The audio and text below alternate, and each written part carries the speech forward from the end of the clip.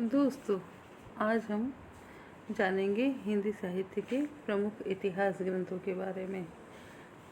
यूँ तो पढ़ने के क्रम में आपने हिंदी साहित्य के इतिहास ग्रंथों के बारे में पढ़ा ही होगा, फिर भी एक बार हम उनकी प्रमुख प्रमुख बातों को पुनः दोहरा लें तो आपकी स्मृति के लिए अधिक अच्छा होगा। तो हिंदी साहित्य का सर्वप्रथम ग्रंथ आपको यह जानकर आश्चर्य होगा कि पहला जो ग्रंथ लिखा गया, इस्तवार द ला लिटरेतुर एंदुई ए हिंदुस्तानी, यह 1839 में लिखा गया और इसके फ्रेंच लेखक थे गारसा द तासी। फ्रेंच भाषा में यह लिखा गया। इसमें अंग्रेजी वर्णक्रम का पालन हुआ। 738 कवियों का परिचय इसमें है और काल विभाजन और साहित्यिक प्रवृत्तियाँ इसमें हमें देखने को नहीं मिलती हैं। तो इस तरह से हमने जाना गारसा द तासी के इस्तवार द ला लिटरेतुर एंदुई हिंदुस्तानी के बारे में। दूसरा जो ग्रंथ है वह है शिव सिंह सेंगर का शिव सिंह सरोज, फिर जॉर्ज ग्रियर्सन का the modern vernacular literature of Hindustan, फिर मिश्र बंधुओं ने मिश्र बंधु विनोद नामक ग्रंथ लिखा। उसके पश्चात रामचंद्र शुक्ल का हिंदी साहित्य का इतिहास आया। तत्पश्चात हजारी प्रसाद द्विवेदी ने भी हिंदी साहित्य की भूमिका, हिंदी साहित्य का आदिकाल और हिंदी साहित्य उद्भव और विकास नाम की 3 पुस्तकें लिखी। राम कुमार वर्मा जी ने हिंदी साहित्य का आलोचनात्मक इतिहास लिखा। डॉक्टर धीरेन्द्र वर्मा की पुस्तक हिंदी साहित्य के नाम से है। डॉक्टर नगेंद्र ने हिंदी साहित्य का इतिहास, हिंदी वाङ्मय 20वीं सदी नामक पुस्तक संपादित की। राम स्वरूप चतुर्वेदी ने हिंदी साहित्य और संवेदना का विकास नामक पुस्तक लिखी। तो अब हम देखते हैं इस्तवार द ला लिटरेतुर एंदुई हिंदुस्तानी के बारे में। आपने जान ही लिया कि यह गारसा द तासी की पुस्तक है।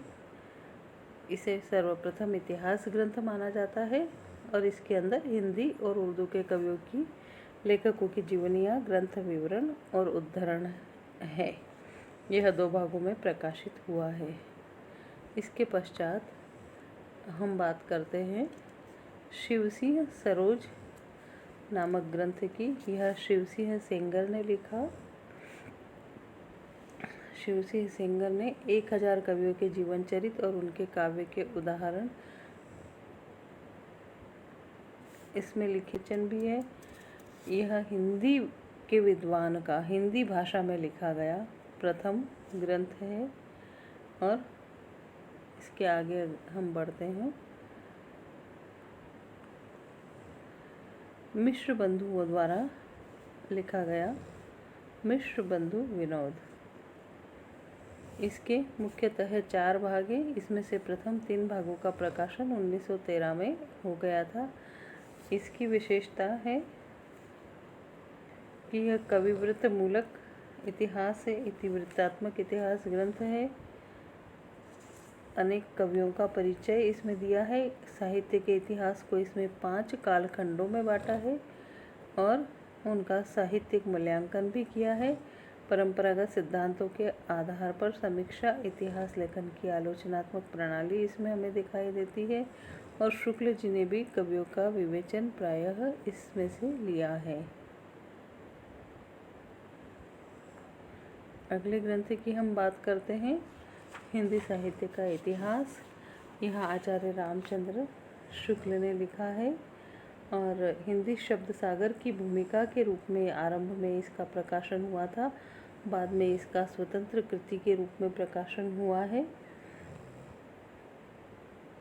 इसकी प्रमुख जो अगर हम बातों के ऊपर ध्यान दें तो यह निम्नलिखित बातें रहेंगी कि इसमें कवियों के साहित्यिक रचनाओं के आधार पर मूल्यांकन किया गया। दृष्टि वैज्ञानिक दृष्टि है और कालखंडों में जो विभाजन किया गया साहित्य के इतिहास का वही आज तक सर्वमान्य है।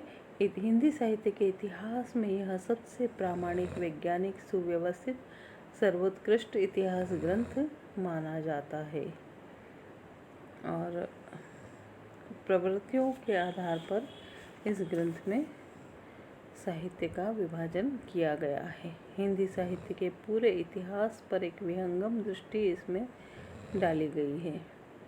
अब हम बात करते हैं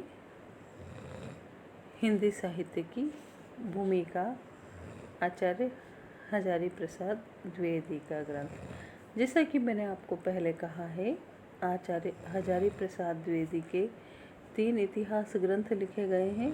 हिंदी साहित्य की भूमिका, हिंदी साहित्य उद्भव और विकास और हिंदी साहित्य का आदिकाल। आचार्य हजारी प्रसाद द्विवेदी के इतिहास ग्रंथों में जो विशेषताएं हमें दिखती है वो तो हम देखेंगे ही, लेकिन उसके पहले हम यह जान लें कि हिंदी साहित्य की भूमिका नामक जो पुस्तक लिखी गई है, इसका प्रणयन वे व्याख्यान हैं जो उन्होंने विश्व भारती के अहिंदी भाषी साहित्यिकों को दिए थे। विद्वान लेखक का आग्रह है कि हिंदी साहित्य को संपूर्ण भारतीय साहित्य से विच्छिन्न करके न देखा जाए। इसके साथ साथ आचार्य द्विवेदी ने इसमें वैदिक, बौद्ध और जैन साहित्यों का परिचय परिशिष्ट जोड़कर कराया है। तो इस प्रकार से हिंदी साहित्य का परिचय प्राप्त करने के लिए यह एक लोकप्रिय और प्रामाणिक ग्रंथ है। इसके पश्चात हिंदी साहित्य का उद्भव और विकास नामक ग्रंथ भी उन्होंने लिखा। इसमें उन्होंने पूर्ववर्ती व्यक्तिवादी इतिहास प्रणाली के आधार पर के स्थान पर सामाजिक अथवा जातीय ऐतिहासिक प्रणाली का दृढ़ वैज्ञानिक आधार प्रदान किया।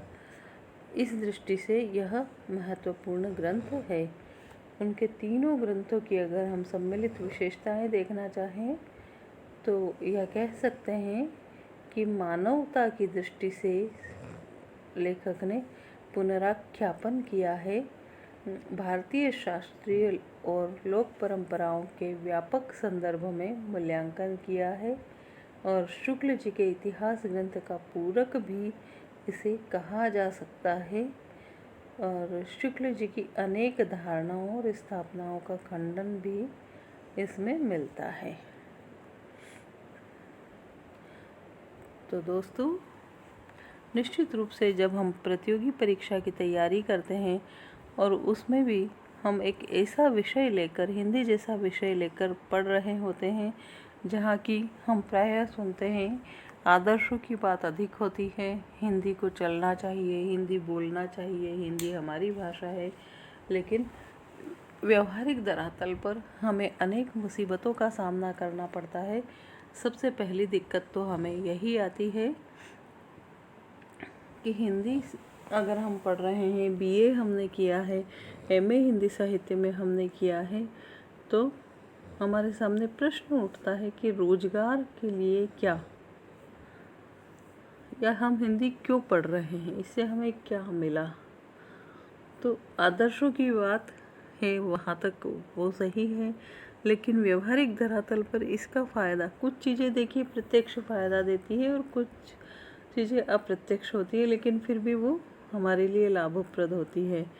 तो मैं आपको बताना चाहती हूँ कि अगर आपने हिंदी से एमए किया है तो आपको निराश होने की कोई ज़रूरत नहीं है। उसका सबसे पहला महत्वपूर्ण फ़ायदा देखिए, जब हम कहीं भी नौकरी के लिए जाते हैं तो उस दूसरे व्यक्ति से या उस संस्था से हमारा परिचय हमारी लेखनी के बल पर होता है। हम जो हमारा रेज्यूमे तैयार करते हैं, हमारा प्रार्थना पत्र तैयार करते हैं, उसको हमने स्पष्ट, शुद्ध, साफ, परिष्कृत भाषा में लिखा है तो उसका प्रभाव होगा।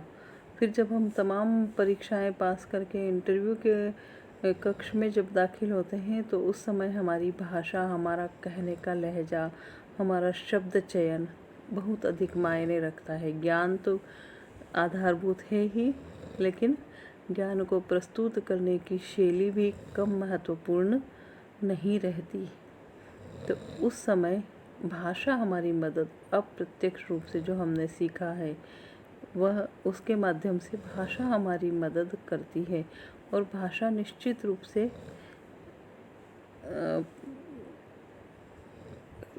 सीखने से, बचपन से सीखने से तो आती ही है, लेकिन पठन पाठन अगर हमने गंभीर दृष्टि से किया है, शब्दों के बड़े बड़े लेखकों की जो रचनाएं हम पढ़ते हैं उसमें शाब्दिक चयन की तरफ हमने ध्यान दिया है, तो हमारी भाषा स्वतः परिष्कृत होती चली जाती है। हमें पता भी नहीं चलता है कि कब हम अनायास ही अच्छे शब्दों का प्रयोग करने लगे हैं और बात कहने का तरीका हमें आ गया है और वह चीज़ हमें फ़ायदा करती ही है। दूसरा, दैनिक जीवन में बोलचाल के समय में भी अगर हम अपनी बात प्रभावी ढंग से कह पाते हैं तो आसपास के व्यक्ति निश्चित रूप से हमसे प्रभावित होते हैं। फिर नौकरी भी हमने प्राप्त कर ली है और नौकरी भी सुगमता से करना है, दूसरों को वहाँ भी अपनी बातों से प्रभावित करना है, हम जो सोच रहे हैं अपने दृष्टिकोण से सहमत करना है, या हमारे कार्य से, या हमें अपने आप के अस्तित्व को दूसरों के सामने सार्थक सिद्ध करना है, तो वहाँ भी भाषा ही एक ऐसी चीज़ होती है जो हमारी सहयोगी होती है। तो निश्चित रूप से आपकी मेहनत, आपका कार्य बोलेगा, लेकिन उसके साथ साथ आपकी भाषा भी महत्वपूर्ण होती है। देखिए, जैसे कि मैं एक छोटा सा उदाहरण दूँ कि कई बातें हम सोचते हैं, लेकिन हम सिर्फ सोचते हैं, और जो साहित्यकार होते हैं वे उन्हीं छोटी छोटी बातों के ऊपर बड़ी बड़ी रचनाएं लिख देते हैं, और उनकी रचनाओं को पढ़ने के बाद हम सोचते हैं कि अरे ये तो हम भी सोच रहे थे, लेकिन हम सिर्फ सोचते हैं, हम लिख नहीं पाते हैं, हमारे पास अभिव्यक्ति नहीं होती है। और अभिव्यक्ति न होने का एक बड़ा कारण यह भी होता है कि हमारे पास भाषिक संपदा नहीं होती है। जिसके पास जितनी ही अथाह संपदा होती है वह उतना ही अभिव्यक्ति कुशल रूप से कर पाता है। और आज तो हम देखें कि धीरे धीरे किताबें तो महत्वपूर्ण होती ही हैं, लेकिन धीरे धीरे इलेक्ट्रॉनिक मीडिया पूरी दुनिया पर छाता चला जा रहा है। आज हम भी आपसे इस वीडियो लेक्चर के माध्यम से बात कर रहे हैं। तो जब ऐसी स्थिति होती है, ऐसे में